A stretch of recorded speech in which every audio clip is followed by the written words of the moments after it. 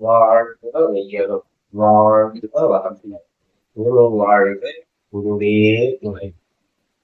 தேவியின் யோகாவில் இணைந்து நண்பர்கள் அனைவருக்கும் காலை அன்பான வணக்கங்களையும் வாழ்க வளமுடன் என்று வாழ்த்துக்களையும் கூறி, இன்று சிந்தனைக்காக எடுத்துக்கொள்ள இருக்கின்ற கவி என்னவென்றால், ஞான களஞ்சியம் புத்தகம் 2, 1417 பாடல். வெட்டவெளி சக்தி என்பது இல்லையானால் வேறு எந்த பொருள் வலிது பிரபஞ்சத்தில்? தொடப்பட்ட இரு பொருட்களோடு தொட்டதாய் என்னும் அரூபம் யாது? வெட்ட வெளியில் பகலில் நீங்கள் தோன்றா பார்வை இல்லாதது அவை என்னாலும் காணும். எட்டவில்லை அறிவிற்கு எனில் உள்ள இயற்கை தத்துவம் எங்கே ஒளிந்து கொட்டும் அப்படின்னு சொல்லி சொல்றாங்க. இந்த வெட்டவெளி சக்தி என்பது சொல்லுகின்ற பொழுது வெட்டவெளியைத்தான் மெய்ப்பொருள் என்றும் இறைநிலை என்றும் மகிழ்ச்சி குறிப்பிடுகிறார்.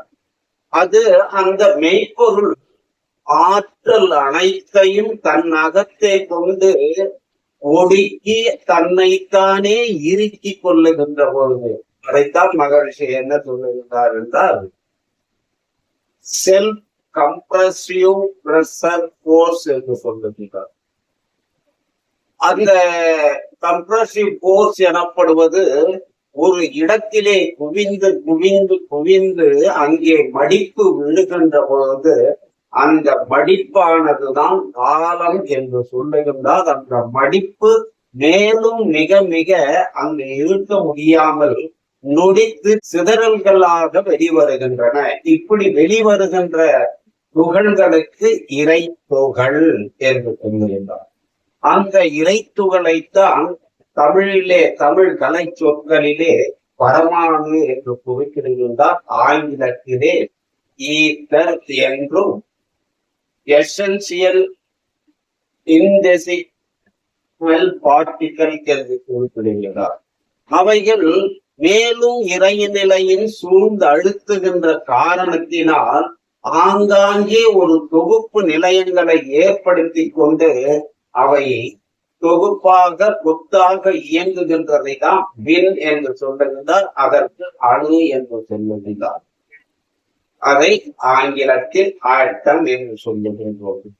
அதுதான் மற்ற முன்னோர்கள், நமது முன்னோர்கள் சொல்லி வைக்க போனது அணுவன்றி ஓர் அணுவும் அசையாது என்று. அவனன்றி ஓர் அணுவும் அசையாது. ஆக மெய்ப்பொருளின் பின்ன பகுதிதான் பின்னானாலும் மெய்ப்பொருளில் என்னென்ன ஆற்றல்கள் அறிவு இருக்கின்றதோ அத்தனையுமே இந்த விண்ணிலே அடங்கி இருக்கின்றது. அதை மகரிஷி பாடத்திலே விளக்குகின்ற பொழுது விண்ணுக்கு ஆற்றல், போல், அறிவு, கான்சியஸ்னஸ் என்று சொல்லுகின்றார். இதைத்தான் இந்த விண்ணைத்தான் சக்தி என்று சொல்லுகின்றார். வெட்டவெளியை மெய்ப்பொருள் என்று சொல்லுகின்றார். ஆக இந்த வெட்டவெளி சக்தி என்பது இல்லையானால் வேறு எந்த பொருள் வலிது?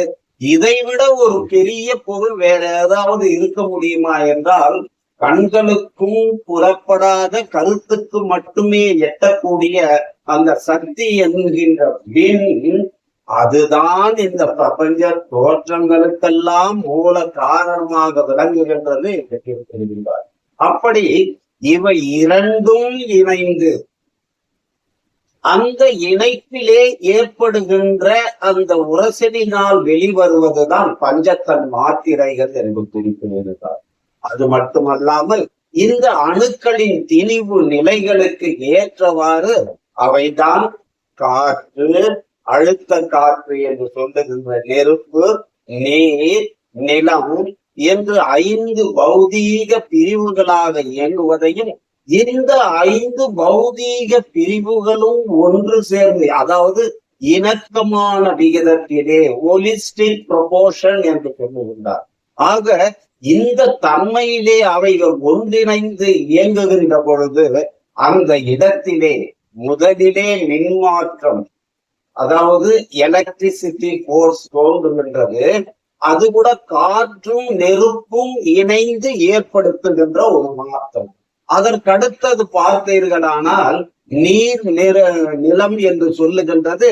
இவை இரண்டும் இணைந்து ரசாயன மாற்றத்தை, chemical reaction, electrical reaction and chemical reaction, இவை அனைத்தும் ஒன்று கூடி அங்கே உயிர் பொருளை தோற்றுவிக்கிறது. அதுதான் முதல் உயிரினம் என்று சொல்லுகின்ற தாவரம். தாவரத்திலிருந்து அப்படியே தொடர்ந்து வந்து கொண்டே பார்த்தோமானால் கடைநிலையில் வரக்கூடியது உயர்நிலையில் மதிக்கக்கூடிய மனிதன் என்கின்ற ஒரு உருவம். இந்த மனிதனிலே எது என்று சொன்னால் அந்த விண் என்ற பௌதீக பொருள் தான் அவனுக்குள்ளாக உயிராக இயங்கிக் கொண்டிருக்கின்றது. சரி, இந்த உயிர் எனப்படுவதின் படக்க நிலை மனம் என்று சொல்லுகின்றார் மகரிஷி. அப்படியானால் இந்த மனமும் அதன் சொல்லக்கூடிய அதனுடைய பகுதி நிலையான உயிரிலே போய் ஒடுங்குகின்ற பொழுது அங்கு மனம் ஒடுங்கி, மனம் என்று சொல்லுகின்ற பொழுது இறைநிலையில் தன்னடக்கமாக ஒடுங்குகின்றது என்பதுதான் பொருள்.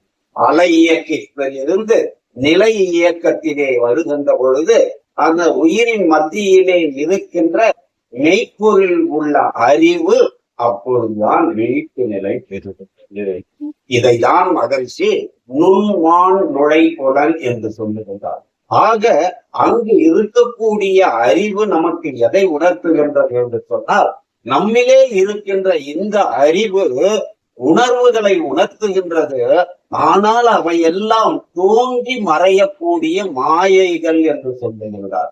அப்படி சொல்லுகின்றது. அப்படியானால் உண்மையான பொருள் எது? அது இந்த அறிவு எந்த அறிவோடு இணைய வேண்டும் என்று சொல்லுகின்ற பொழுது அது மெய்ப்பொருளிலே இருக்கின்ற அந்த பேரறிவோடு இணைய வேண்டும்.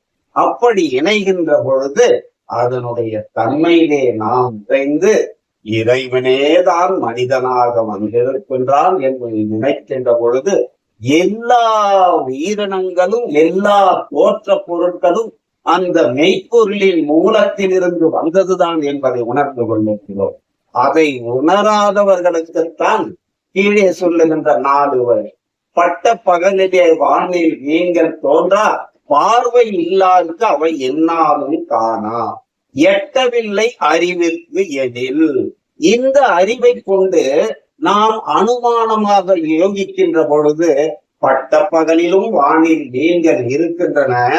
ஆனால் பார்வை இல்லாதவர்களுக்கு எப்படி எந்த உணர்வும் எந்த பொருளுமே தென்படாதோ அது போலவே இந்த அறிவை விழிப்பு நிலையில் வைத்துக் கொள்ளாதவர்களுக்கு எந்த பொருளுமே, அதாவது மெய்ப்பொருள் என்று சொல்லுகின்றதும் அறிவு என்று சொல்லுகின்றதும் மனம் என்று சொல்லுகின்றதும் உயிர் என்று சொல்லுகின்றதும் இவையெல்லாம் அறிவிற்கு எட்டாது. ஆகையினாலே மெய்ப்பொருளில் தொடங்கி மனிதன் வரையில் வந்திருக்கின்ற அத்தனை கதையையும் இயற்கை தத்துவம் என்று கூறுகின்றார். இயற்கை என்று சொல்லுகின்ற பொழுது 4 தான் அதிலே அடங்கும். 1 மெய்ப்பொருள், 2 விண், 3 தோற்ற பொருட்கள், 4 உணர்வு நிலைகள்.